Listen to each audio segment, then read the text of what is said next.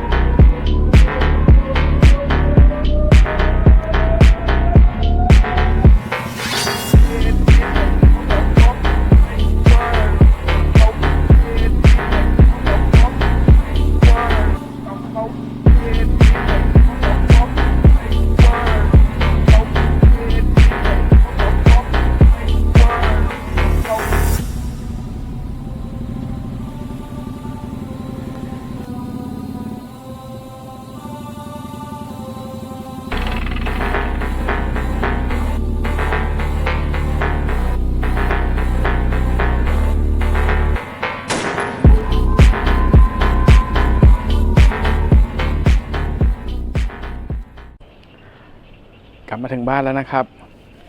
ใช้เวลาไปทั้งหมดออกจากออฟฟิศประมาณสัก4:30นี่4:45กลับมาถึงบ้าน5:55 1 ชั่วโมงพอดี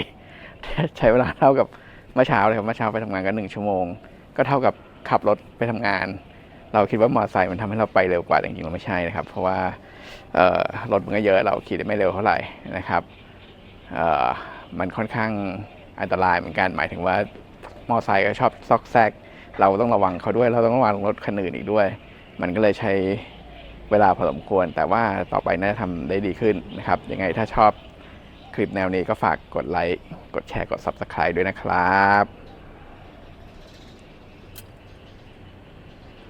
ให้ดูรถหน่อยนี่